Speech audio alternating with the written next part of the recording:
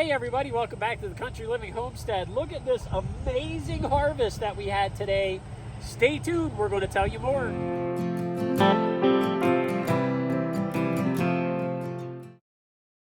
All right, everyone. The first thing that we have here today are our Igor Pumpkins. The Igor Pumpkins are not an heirloom pumpkin. They are a hybrid, but we wanted a nice big pumpkin for our family this year. We're going to be giving some to our kids, our daughter, our son. In fact, we're going to be taking some over to their house this afternoon. So we feel like we made a really good choice with these. We got the seeds from Johnny's and we're really happy with them. But look at all of this. I mean, the size of this pumpkin is huge. It's massive. Yeah, they did really well. Really nice pumpkins. And we also are cutting down some corn stalks for decor from our Anasazi sweet corn that we just grew for the first time this year. It's kind of an interesting sweet corn because the kernels actually get like different colors, purple and white and yellow. You know what that looks like? That looks like one of those Jelly Bellies. Oh yeah, they do kind of look like jelly beans. They look like Jelly Belly beans. Very cool. So that was a great corn for us this year because we had a lot of really dry weather, and as you can see, our corn patch is still standing, but it produced really well considering, and this is actually a very drought resistant corn. And it tastes really good. Like, it's a very sweet corn. Yeah. Very juicy when you bite into it. And it's got like that, I would describe it as kind of that old fashioned corn flavor. Yeah, I would agree with that for sure. Yeah. So we also did butternut squash. We had a pie pumpkin vine, but it only produced one little pumpkin. We have a good amount of butternut. We have got some lovely neck pumpkins. And they're actually very large too. I'm very surprised on how well they did this year. We've done neck pumpkins in the past, and they haven't been quite this big, but these actually turned out really nice. We're very happy with the outcome of those. Yeah, and the only thing that we did with those neck pumpkins, where we planned on putting them in the fall, we put some chicken clean out there from our coop, and that's what we planted in come spring. And it actually, that was with all of this right here. All of our squash was planted that way. Yeah, it worked amazing. And it worked amazing. So and those are your favorite. Yes, I love neck pumpkins. And they're also great for, they taste kind of like a butternut to me, I would describe it. They do have a sweet flavor to them. Yeah, I mean, they're great for roasting. They're even great for making a pie out of. We've got quite a few of these blue Hubbard. A lot of people like to grow the baby blue Hubbards, but we just went whole ham and grew the full-size blue Hubbards. We've got some bigger ones over here. They are a very large winter squash, so I think we're probably going to be canning some of those up. We got some smaller blue Hubbards down here. Yeah, we decided to harvest all this stuff because last night we had a frost, which was surprising. We came out and literally our entire garden was covered in frost. It looked like it literally snowed. So we figured it's time to get this out of the ground and get going. So here we are, and we couldn't be happier with this type of a harvest. Like, this is awesome. Like, we did extremely well. Definitely. And we also pulled out our sunflowers. We got another Igor down here. We've got some spaghetti squash. Now, these spaghetti squash, if you're not familiar with a spaghetti squash, when you open these up, it literally is like spaghetti. It has the texture of spaghetti.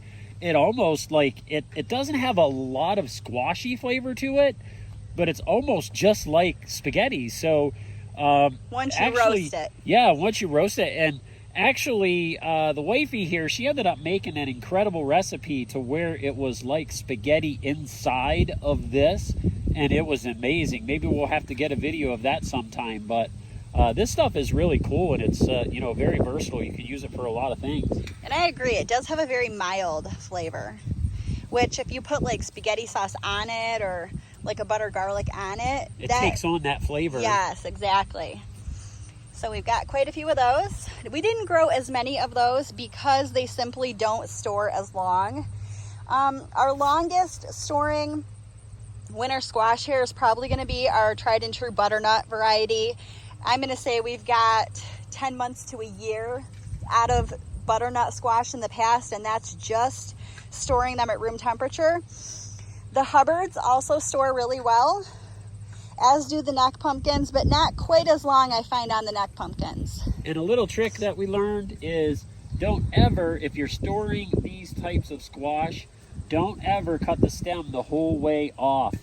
It definitely decreases the storage time on those. So yeah, you definitely want to leave some stem on there for sure. I was bummed out because I pulled a couple of them, and right when I picked them up, the stem just fell right off, and I was like, oh, well, no worries. We'll just go ahead and use those two right away, and we'll be good to go. Yeah, and you will find that on some of your squash that your stems will be brown and dried out. That's actually a good sign. We didn't get a chance to wait for that sign on all of our squash, but that is a good sign that your squash is fully ripe. Okay, and we also pulled out some massive rutabagas. Yeah, these are like huge. Like, look at the size of this thing. They got away from us a little bit this year. I got a big hand. Hold that up. That's huge.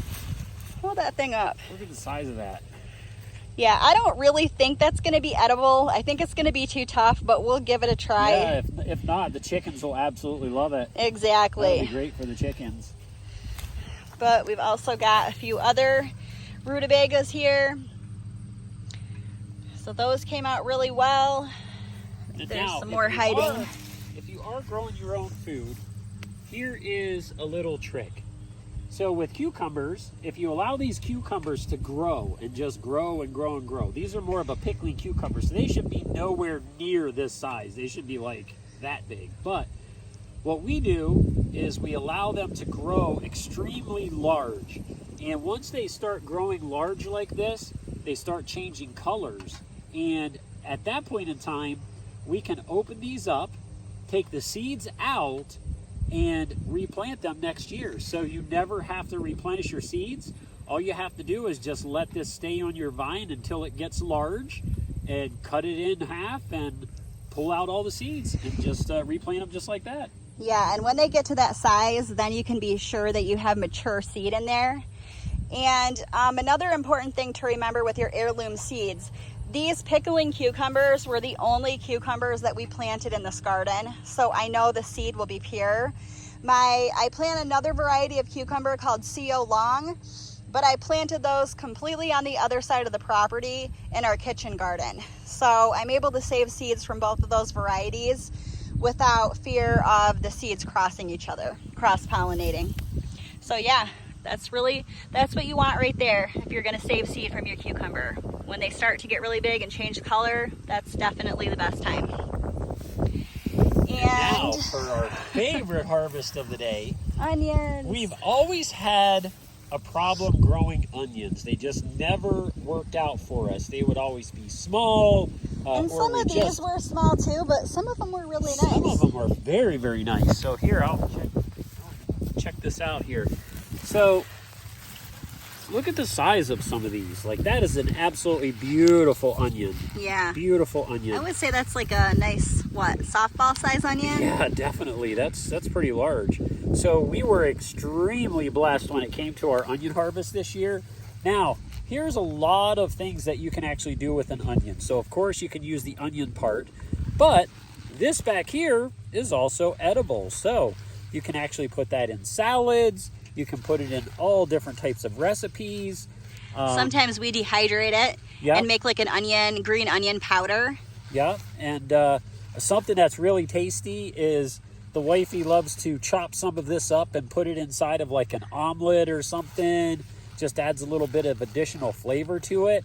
But we could not be happier with our onion harvest this year. And another thing that we did different this year was we actually started these from seed instead of sets.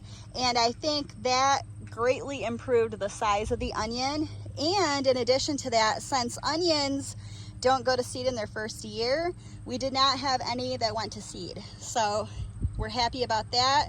We'll probably reserve a couple of these in some soil over the winter and let them go ahead and go to seed next year and collect our seed from the onion. And when we collect the seed, what happens on these stems? These stems start to get much larger, and then you'll start to see them flower out. Yes. And once you start to see them flower out, you know you're going to be getting seeds, and it's going to be the same kind of process of like the cucumbers over there. You just basically harvest the seeds, and then you just replant them, which is awesome. You never have to go out and replenish your seed stock. Yep, and they'll get a white bloom with some seeds. Another thing I wanted to mention about these onions, these are a Patterson onion. That's a storage onion. So once we cure these onions, and basically to do that, we're just gonna lay them out, let the skins dry, cut off the green tops, and once they're fully dried, we'll go ahead and put those into cold storage, and they will store a really long time, being an actual storage onion. Unlike some of your sweet onions like Walla Walla and Candy, you don't usually get as long of a storage time out of those types of onions. So we are pretty excited to have this many onions this year in our storage. It probably won't be enough for the whole year, but it's a great start. Loving it. So everyone, thank you so much for stopping by the homestead again. We certainly do hope that you like, comment, and subscribe to our channel.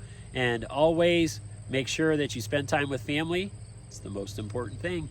Have a great day.